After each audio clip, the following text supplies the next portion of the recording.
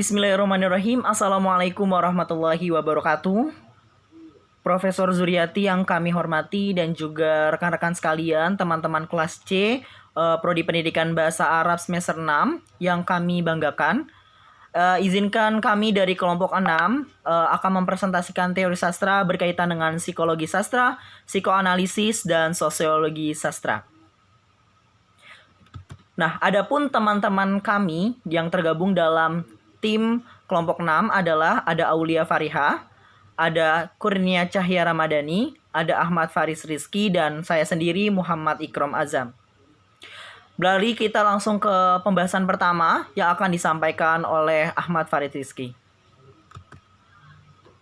Bismillahirrahmanirrahim. Assalamualaikum warahmatullahi wabarakatuh. Perkenalkan, nama saya Ahmad Farid Rizky. Di sini saya akan mengawali pembahasan pertama mengenai psikologi sastra. Nah, yang pertama itu pengertian psikologi sastra. Psikologi sastra merupakan kajian sastra yang pusat kajiannya membahas mengenai aktivitas kejiwaan, baik dari tokoh yang ada dalam suatu karya sastra, pengarang yang menciptakan karya sastra, dan pembaca sebagai penikmat karya sastra. Nah, perkembangan kajian sastra ini yang bersifat interdisipliner telah mempertemukan ilmu sastra dengan ilmu-ilmu yang lainnya, seperti psikologi, sosiologi, antropologi, gender, dan sejarah. Dalam pertemuan tersebutlah telah melahirkan berbagai macam pendekatan dalam kajian sastra, seperti psikologi sastra, sosiologi sastra, antropologi sastra, kritik sastra feminis, dan yang lainnya. Nah, dari uraian awal tersebut, tampak bahwa psikologi sastra lahir sebagai salah satu jenis kajian sastra yang digunakan untuk membaca dan menginterpretasikan karya sastra, pengarang karya sastra, dan pembacanya dengan menggunakan berbagai konsep dan kerangka teori yang ada dalam psikologi. Nah, psikologi sastra melakukan kajian sastra dengan memandang karya sastra sebagai kegiatan kejiwaan, baik dari sang penulis maupun para pembacanya. Itu menurut Kinanti. Nah, karya sastra terutama yang berbentuk prosa seperti cerpen, drama, dan novel pasti selalu menampilkan kisah tokoh-tokoh dalam menjalani kehidupan mereka. Nah, dalam menulis karyanya, para pengarang pasti menghadirkan tokoh dengan karakter dan perilaku yang unik untuk menambah daya tarik pada cerita yang dituliskannya. Aspek inilah yang diangkat oleh psikologi sastra sebagai bahan kajian, terutama mengenai latar belakang, tindakan, dan pikiran dari para tokoh dalam karya sastra terkait. Nah, tujuan utama dari psikologi sastra tersebut adalah memahami aspek-aspek kejiwaan yang terdapat dalam sebuah tulisan. Secara hakiki, karya sastra memberikan cara untuk memahami perubahan, kontradiksi, dan berbagai penyimpangan dalam masyarakat, terutama dalam kaitannya dengan kondisi kejiwaan. Lalu yang kedua, mengenai penelitian psikologi sastra. Perkembangan penelitian psikologi sastra di Indonesia masihlah sangat lambat. Hal ini disebabkan oleh beberapa faktor, diantaranya yang pertama, analisa yang sempit karena psikologi sastra sering hanya dikaitkan dengan manusia sebagai individu dan bukan sebagai bagian dari struktur sosial.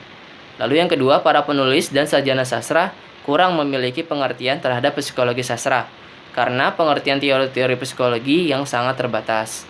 Lalu yang ketiga, terkait dengan kedua faktor tersebut, relevansi kajian psikologi sastra menjadi kurang menarik bagi para akademisi. Terbukti dengan jumlah skripsi dan karya tulis yang ditulis dengan menggunakan pendekatan psikologi sastra masihlah sangat minim. Lalu yang ketiga, hubungan psikologi dan sastra. Nah, di sini sebelum menguraikan hubungan antara psikologi dan sastra yang melahirkan pendekatan psikologi sastra, terlebih dahulu diuraikan pengertian dan cabang-cabang psikologi. Menurut Walgito, mengemukakan bahwa psikologi merupakan suatu ilmu yang meneliti serta mempelajari tentang perilaku atau aktivitas-aktivitas yang dipandang sebagai manifestasi dari kehidupan psikis manusia. Nah, dalam psikologi ini, perilaku atau aktivitas yang ada pada individu atau organisme dianggap tidak muncul dengan sendirinya, tetapi sebagai akibat dari adanya stimulus atau rangsangan yang mengenai individu atau organisme itu. Nah, dalam perkembangannya, psikologi sebagai sebuah ilmu mengalami perkembangan sesuai dengan ruang lingkup kajiannya. Nah, di sini ada dua pengertian mengenai psikologi, ada psikologi secara umum dan ada psikologi secara khusus. Nah, psikologi umum yaitu meneliti dan mempelajari kegiatan-kegiatan atau aktivitas-aktivitas manusia yang tercermin dalam perilaku pada umumnya. Nah, yang dewasa, yang normal, dan yang berkultur. Dalam psikologi umum ini memandang manusia seakan-akan terlepas dari hubungannya dengan manusia yang lainnya. Sedangkan dalam psikologi khusus, yaitu meneliti dan mempelajari segi-segi kekhususan dari aktivitas-aktivitas psikis manusia. Nah, kurang lebihnya seperti itu.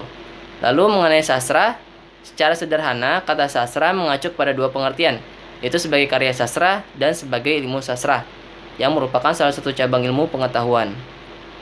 Nah, ketika digunakan dalam kerangka karya sastra, sastra merupakan hasil karya seni yang diciptakan pengarang ataupun kelompok masyarakat tertentu yang bermediakan bahasa. Sebagai karya seni yang bermediakan bahasa, karya sastra dipandang sebagai karya imajinatif. Nah, di sini selanjutnya mengenai latar belakang muncul dan perkembangan psikologi sastra. Nah, latar belakang muncul pendekatan psikologi sastra disebabkan oleh meluasnya perkenalan sajana-sajana sastra dengan ajaran-ajaran Freud yang memulai diterbitkan dalam bahasa Inggris. Nah, jadi psikologi sastra merupakan salah satu kajian sastra yang bersifat interdisipliner karena memahami dan mengkaji sastra dengan menggunakan berbagai konsep dan kerangka teori yang ada dalam psikologi. Nah, selanjutnya penerapan psikologi sastra. Psikologi sastra dengan menggunakan psikoanalisis terhadap seni dan sastra diawali oleh Freud sendiri. Beberapa karya Freud bersangkutan dengan karyanya diantaranya yaitu L. Interpretation des Rêves. Lalu yang kedua, Deliri et Rêves d'Anna la Grandiva de Jansen.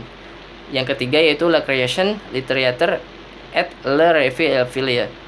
Yang keempat yaitu Un Souvenir de l'Enfance de Leonardo da Vinci. Yang kelima yaitu Das Unheimlich. Nah, mungkin kurang lebihnya karyanya seperti itu. Ya, kurang lebihnya mohon maaf atas pembahasan yang saya sampaikan. Selanjutnya akan dibahas oleh teman saya yaitu Kurnia Cahya. Kepada Kurnia Cahya saya persilakan. Saya Kurnia Cahya Rahmani akan membahas tentang psikoanalisis. Psikoanalisis didefinisikan sebagai metode penelitian, sebagai teknik penyembuhan, dan juga sebagai pengetahuan psikologi. Psikoanalisis menurut definisi modern terbagi menjadi 3. Yang pertama, psikoanalisis adalah pengetahuan psikologi yang menekankan pada dinamika, faktor-faktor psikis yang menentukan perilaku manusia, serta pentingnya pengalaman masa kanak-kanak dalam membentuk kepribadian masa dewasa. Yang kedua, psikoanalisis adalah teknik yang khusus menyelidiki aktivitas ketidaksadaran atau di bawah sadar. Yang ketiga, psikoanalisis adalah metode interpretasi dan penyembuhan gangguan mental. Psikoanalisis memiliki sebutan-sebutan lain, yaitu psikologi dalam dan psikologi dinamika. Psikologi dalam, menurut Freud, penyebab neurosis adalah gangguan jiwa yang tidak dapat disadari. Pengaruhnya lebih besar dari apa yang terdapat dalam kesadaran. Dan untuk menyelidikinya, diperlukan upaya lebih dalam. Psikodinamika, karena psikoanalisis memandang individu sebagai sistem dinamik yang tunduk pada hukum-hukum dinamika, dapat berubah dan dapat saling bertukar energi. Contoh dari psikoanalisis yaitu hipnotis, analisis mimpi, dan mekanisme pertahanan diri. Dalam bukunya yang lebih mutakhir, Freud meninggalkan bagian lapisan kesadaran dan menggantinya dengan konsep yang lebih teknis. Pembagian itu dikenal dengan struktur kepribadian manusia yang terdiri dari 3 unsur, yaitu id, ego, dan superego. Id didorong oleh prinsip kesenangan, yang berusaha memenuhi kepuasan dari semua kebutuhan dan keinginan. Jika kebutuhan tidak puas, maka akan menimbulkan kecemasan. Ego bersifat sadar dan rasional. Ketika keinginan tidak dapat dipenuhi oleh id, dan ketika itulah ego memainkan perannya. Ego bekerja berdasarkan prinsip realitas yang berusaha untuk memuaskan keinginan id dengan cara yang realistis. Superego merupakan kesempurnaan daripada kesenangan. Oleh karena itu, superego dapat pula dianggap sebagai aspek moral kepribadian. Kegunaan psikoanalisis sastra. Yang pertama, menganalisis tokoh-tokoh dalam drama atau novel secara psikologis. Yang kedua, dapat mengklasifikasikan pengarang berdasarkan tipe psikologis dan tipe fisiologisnya. Yang ketiga, dapat digunakan untuk menilai karya sastra karena psikologi dapat menjelaskan proses kreatif. Yang keempat, studi mengenai perbaikan naskah, koreksi, dan seterusnya. Yang kelima, menganalisis jiwa pengarang lewat karya sastranya. Terima kasih. Saya Aulia Fariha akan menjelaskan tentang sosiologi sastra, pengertian sosiologi sastra. Sosiologi sastra berasal dari kata sosiologi dan sastra. Sosiologi berasal dari kata logos dalam bahasa Yunani yang berarti bersama, bersatu, kawan, teman, dan logi atau logos berarti sabda, perkataan, perumpamaan. Sedangkan sastra merupakan akar dari kata sas dalam bahasa Sanskerta yang berarti mengarahkan, mengajarkan, memberi petunjuk, dan instruksi. Akhirannya berarti alat, sarana. Merujuk dari dua definisi tersebut, keduanya memiliki objek yang sama, yaitu manusia dan masyarakat. Meskipun demikian, hakikat sosiologi dan sastra sangat berbeda, bahkan bertentangan secara diametral.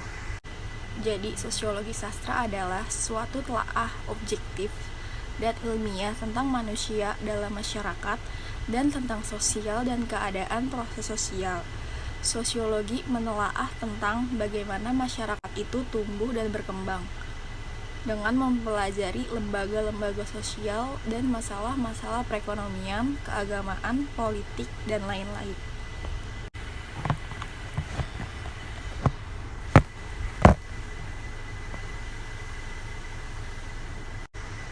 Lalu ada klasifikasi telaah sosiologis. Klasifikasi telaah sosiologis itu ada 3. Yang pertama, sosiologi pengarang, mempermasalahkan tentang status sosial, ideologi politik, dan hal lain yang menyangkut status sosial pengarang tersebut. Yang kedua ada sosiologi karya sastra. Sosiologi karya sastra mempermasalahkan tentang suatu karya sastra dan tujuan atau amanat yang ingin disampaikan dalam sastra tersebut. Yang ketiga ada sosiologi sastra. Sosiologi sastra ini mempermasalahkan tentang pembaca dan bagaimana pengaruh sosialnya terhadap masyarakat. Menurut Lauren dan Switchgood, ada 3 perspektif yang berkaitan dengan sosiologi sastra. Yang pertama ada penelitian yang memandang karya sebagai dokumen sosial. Yang kedua ada penelitian yang mengungkap karya sastra sebagai cermin situasi sosial penulisnya atau pengarangnya. Yang ketiga ada penelitian yang mengungkap sastra sebagai manifestasi peristiwa sejarah dan keadaan sosial budaya. Lalu berikutnya ada sejarah sosiologi sastra. Konsep dasar sosiologi sastra ini sebenarnya sudah dikembangkan oleh Plato dan Aristoteles.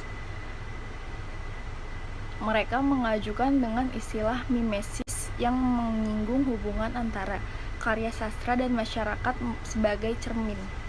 Pengertian mimesis dalam bahasa Yunani ialah perwujudan atau peniruan. Mimesis ini pertama kali dipergunakan dalam teori-teori tentang seni oleh Plato dan Aristoteles. Menurut Plato, setiap benda yang berwujud itu mencerminkan suatu ide. Aristoteles juga mengambil teori mimesis Plato, yakni seni menggambarkan kenyataan. Tetapi Aristoteles berpendapat bahwa mimesis tidak semata-mata menjiplak kenyataan, melainkan menciptakan sesuatu yang baru karena kenyataan itu tergantung pada sikap kreatif orang dalam memandang kenyataan. Pada zaman positivisme ilmiah, muncul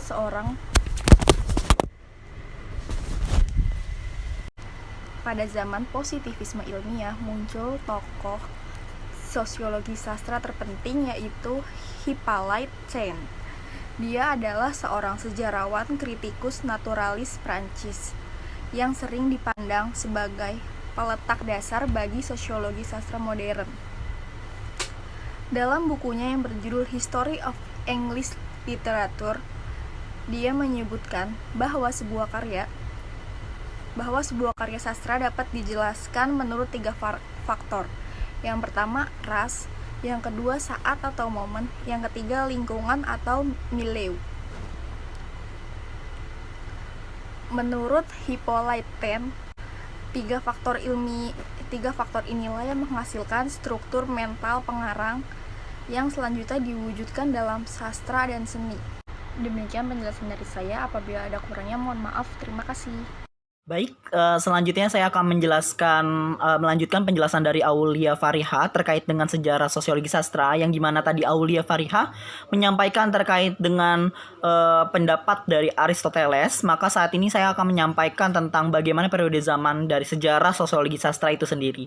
Pada zaman positivisme ilmiah muncul tokoh sosiologi sastra yang terpenting, yaitu adalah Hippolyte Taine, yang dia adalah seorang sejarawan kritikus yang dari naturalis orang Perancis, yang dalam bukunya dia juga menuliskan tentang History of English Literature yang menyebutkan bahwa karya sastra dapat dijelaskan menurut 3 faktor. Yang pertama adalah ras, yang kedua adalah saat atau momen, yang ketiga adalah lingkungan atau milieu. Yang dimana menurut dia bahwa faktor-faktor inilah yang menghasilkan struktur mental pengarang yang diwujudkan dalam bentuk sastra maupun seni. Adapun selanjutnya adalah selanjutnya saya akan menjelaskan tentang sosiologi sastra sebagai suatu jenis pendekatan. Pengantar sosiologi sastra ini sebagai suatu jenis pendekatan terhadap sastra memiliki paradigma dengan suatu implikasi epistemologis yang berbeda daripada yang telah digariskan oleh sosiologi sastra berdasarkan beberapa prinsip-prinsip dari teori sastra itu sendiri. Dan penelitian-penelitian sosiologi sastra menghasilkan pandangan bahwa karya sastra adalah ekspresi atau bagian dari masyarakat, dan dengan demikian akan memiliki keterikatan dengan jaringan-jaringan sistem dan nilai yang ada di dalam masyarakat, sehingga kita bisa simpulkan bahwa sosiologi sastra ini sangat berkaitan erat dengan bagaimana pendekatan terhadap kondisi dalam masyarakat. Bismillahirrahmanirrahim. Jadi saat ini kembali saya melanjutkan terkait dengan sasaran penelitian dari sosiologi sastra. Nah, dari sasaran penelitian sosiologi sastra ini terbagi menjadi 3 bagian. Yang pertama adalah terkait dengan konteks sosial pengarang. Jadi sosiologi sastra ini lebih berhubungan dengan posisi sosial pengarang itu sendiri yang ada dalam masyarakat, yang kaitannya sangat erat bagaimana dia menghubungkan antara kondisi masyarakat dan juga masyarakat membaca. Jadi dia lebih ke konteks sosial pengarangnya. Kemudian yang kedua adalah terkait dengan sastra adalah sebagai cermin dari masyarakat.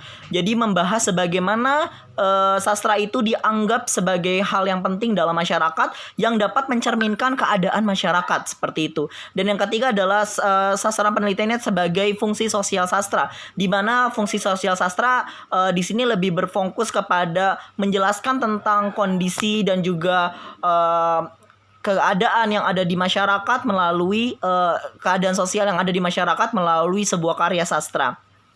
Dan untuk selanjutnya saya akan menjelaskan terkait dengan sastra dan juga masyarakat. Berdasarkan tadi penelitian kita juga membahas tentang banyak banget sastra itu sosiologi sastra itu menjelaskan tentang bagaimana cerminan masyarakat. Karena pada intinya adalah karya sastra itu menerima pengaruh dari masyarakat dan juga sekaligus mampu memberikan pengaruh terhadap masyarakat. Karena sastra dapat dikatakan sebagai cerminan masyarakat, namun sebenarnya sastra itu tidak berarti bahwa semua masyarakat akan tergambarkan dalam sastra. Tapi di dalamnya adalah gambaran dalam sosiologi sastra ini adalah pada fokusnya adalah memberikan gambaran terkait dengan masalah masyarakat secara umum yang ditinjau dari sudut lingkungan sastra yang terbatas dan berperan sebagai mikrosmos sosial seperti lingkungan bangsawan, penguasa, kemudian rakyat jelata dan lain sebagainya yang digambarkan dalam sebuah karya sastra. Dan sastra dapat kita definisikan kembali sebagai cerminan kehidupan masyarakat yang sebenarnya ada kaitannya dengan kedudukan pengarang sebagai anggota di dalam masyarakat. Dan demikian penjelasan terkait dengan sosiologi sastra yang menutup terkait dengan presentasi kami kelompok 6. Lebih kurangnya mohon maaf. Syukran jazila ala husni ihtimamikum. Semoga bermanfaat buat teman-teman semua. Wassalamualaikum warahmatullahi wabarakatuh.